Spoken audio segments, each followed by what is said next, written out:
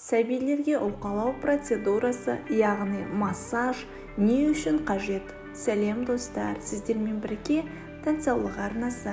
Каналыма тіркеліп қоңырау белгісін басуды ұмытпаңыздар.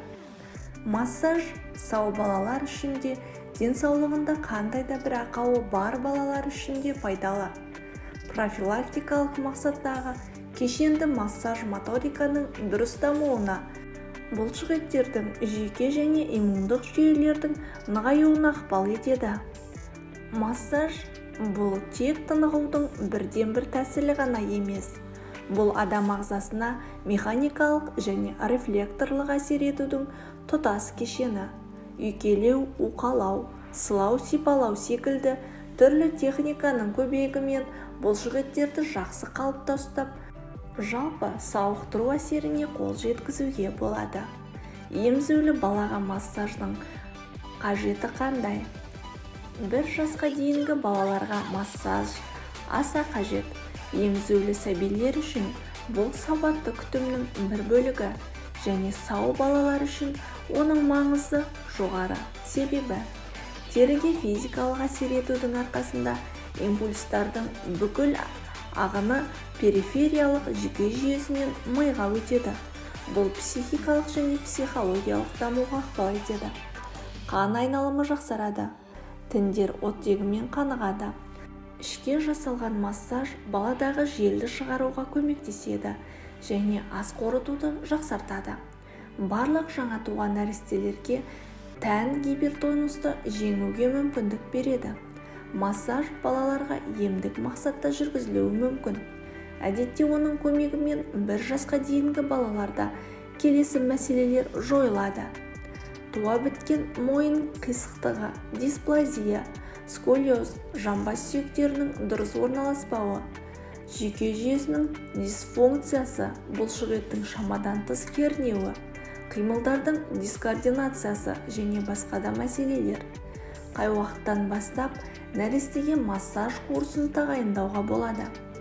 Педиатрлар балаларға жалпы массаж жасауға кеңес береді.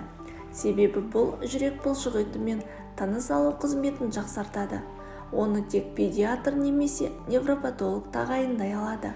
Сәби өмірінің 1,5-2 айынан бастап массаж курсын қабылдай алады. Балаларға массажды тек білікті мамандар жасайды.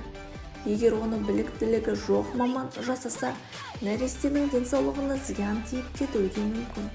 Сондықтан бұл мәселеде тәжірибесі жоғары маманды іздестіруден шаршамаңыз. Егер нәрестенің ішкі ағзасының қызметі бұзылғандығы немесе табан жалпақтығы, грыжа, мойын қисықтығы, бұлшықеттердің гипертонусы анықталған болса, мұндай жағдайда ауруды емдеу үшін нәрестеге массаж курсын тағайындау қажет. Сәбилерге арналған массажды қанша күн алу қажет? Массаждың бала ағзасына тиімді әсер етуі үшін педиатрлар 10 күндік курс тағайындайды. Егер жақын арадағы клиникаға бару мүмкін болмаса, онда массаж жасайтын маманды үйіңізге шақырыңыз. Балаларға арналған массаждың бағасы қолжетімді.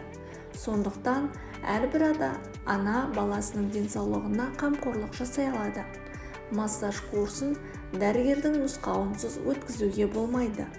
Егер балаға массаж курсы 3 айында тағайындалған болса, онда келесі курсты 6 айда жасауға болады. Мамандардың айтуынша балаға екпе салынған не қандай да бір өзге процедура жасалған күні массажға барудың қажеті жоқ. Егер бала сеанс кезінде мазасызданып жыласа, ол күні массаждан бас тартқан абзал.